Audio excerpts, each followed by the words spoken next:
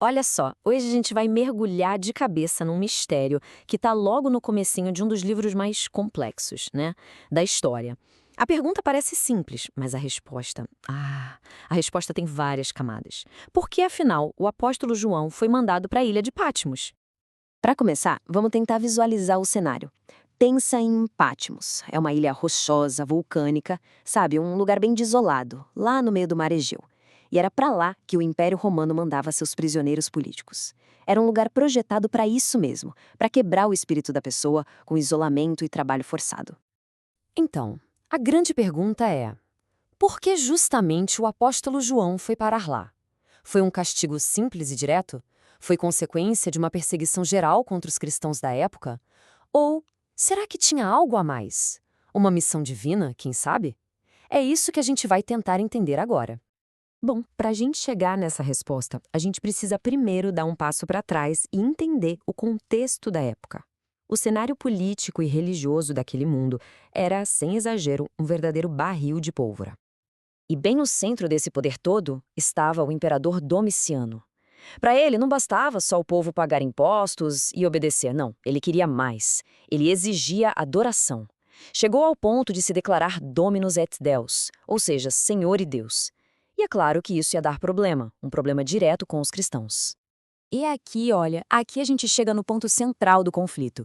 De um lado, o império exigindo o imperador é um deus, adorem ele. Do outro, os cristãos declarando só existe um Senhor. Era uma escolha que precisava ser feita todo dia, em público, e era uma escolha muito, mas muito perigosa. César ou Cristo. E esse conflito de lealdade, sabe, não era só uma discussão de teologia, não. Na prática, isso colocou a igreja daquela época numa situação de perigo constante. De uma hora para outra, ter fé virou um crime aos olhos de Roma. O mais interessante é que o próprio João explica o porquê. Ele diz que estava lá por causa da palavra de Deus e do testemunho de Jesus. Tá, mas o que essa frase queria dizer de verdade naquele contexto, naquele clima tão tenso? Pois é, não era só uma declaração de fé. Era, acima de tudo, uma declaração política. Falar que Jesus era o Senhor na prática era um ato de subversão. Era como dizer César não é Deus. E isso era desafiar de frente a autoridade máxima de Roma.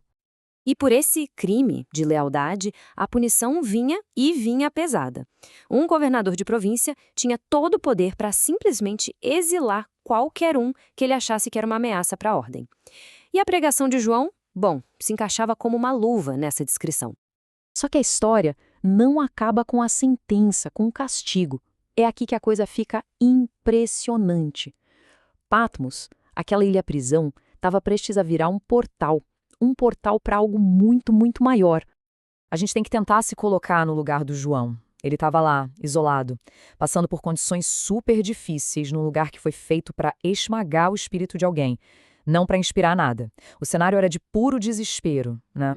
Mas é exatamente aqui que a história tem uma virada espetacular.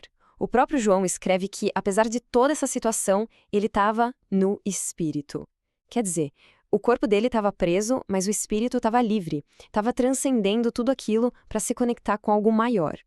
E foi nesse lugar, o mais improvável de todos, nesse exílio, que aquela colônia penal romana virou palco para uma série de visões, nossa, extraordinárias.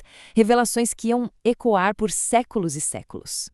Foi dali, daquela ilha rochosa, que nasceu o livro do Apocalipse, uma mensagem superpoderosa, de esperança, de perseverança para as igrejas que estavam sofrendo uma perseguição terrível. E claro, né, um legado para todas as gerações que viriam depois.